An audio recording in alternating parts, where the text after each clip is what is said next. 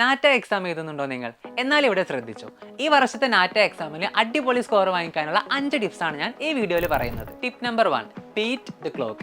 ഏതൊരു എക്സാം പോലെയും നാറ്റയിലും time management വളരെയധികം ഇമ്പോർട്ടൻ്റ് ആണ്. ആപ്റ്റിറ്റ്യൂഡ് പാർട്ടിൽ ഓരോ ക്വസ്റ്റ്യനും 108 സെക്കൻഡ്സ് ആയിരിക്കും നിങ്ങൾക്ക് ലഭിക്കുക. അതുകൊണ്ട് തന്നെ നിങ്ങൾ പ്രീവിയസ് ക്വസ്റ്റ്യൻ പ്രാക്ടീസ് ചെയ്യുന്ന സമയത്ത് ടൈമർ വെച്ച് 108 സെക്കൻഡ്സ് കൊണ്ട് കംപ്ലീറ്റ് ചെയ്യാനായിട്ട് ശ്രദ്ധിക്കുക. ഓൾസോ ഡ്രോയിങ് പാർട്ടിൽ 90 മിനിറ്റ്സ് ആണ് ടോട്ടൽ ടൈം വരുന്നത്. പക്ഷേ നിങ്ങൾക്ക് 3 ക്വസ്റ്റ്യൻ കംപ്ലീറ്റ് ചെയ്യാനായിട്ടുണ്ട്.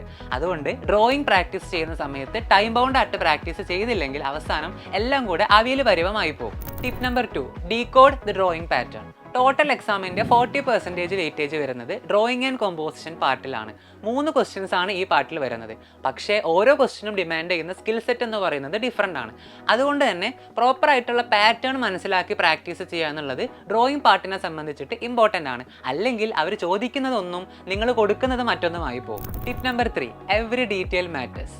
കൂടുതലായിട്ടും ഡ്രോയിങ് പാർട്ടിൽ മാർക്ക് കയ്യുന്നു പോകുന്നത് പ്രോപ്പറായിട്ട് ക്വസ്റ്റ്യൻ ഒബ്സർവ് ചെയ്യാത്തത് കൊണ്ടാണ്.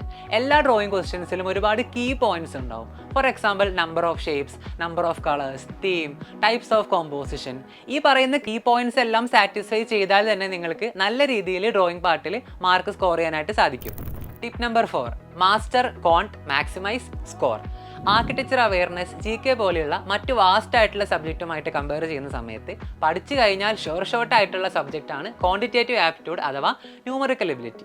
അതുകൊണ്ട് തന്നെ ഇമ്പോർട്ടൻ്റ് ആയിട്ടുള്ള ടോപ്പിക്സ് ചൂസ് ചെയ്ത് പഠിച്ചു കഴിഞ്ഞാൽ നല്ല രീതിയിൽ നിങ്ങൾക്ക് നിങ്ങളുടെ ആപ്റ്റിറ്റ്യൂഡ് സ്കോർ ഉയർത്താനായിട്ട് സാധിക്കും. Tip number 5, same but different. ഇത് നിങ്ങൾ എക്സാം ഹാളിൽ ചെന്നതിന് ശേഷം ശ്രദ്ധിക്കേണ്ട ഒരു കാര്യമാണ്. നിങ്ങൾ ഒരിക്കലും അടുത്തിരിക്കുന്നവരുടെ പേപ്പർ നോക്കി കോപ്പി അടിക്കാൻ ഇൻസ്പിറേഷൻ എടുക്കാൻ പോകരുത്. കാരണം നിങ്ങൾ നോക്കുമ്പോൾ എല്ലാ ക്വസ്റ്റ്യൻസ് നിങ്ങൾക്ക് ഒരുപോലെ തോന്നും, പക്ഷേ ഡിഫറൻ്റ് ആയിരിക്കും.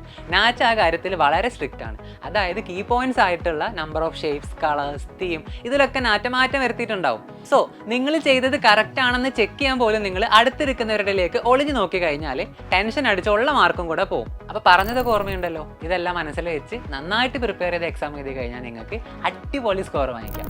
Okay, by.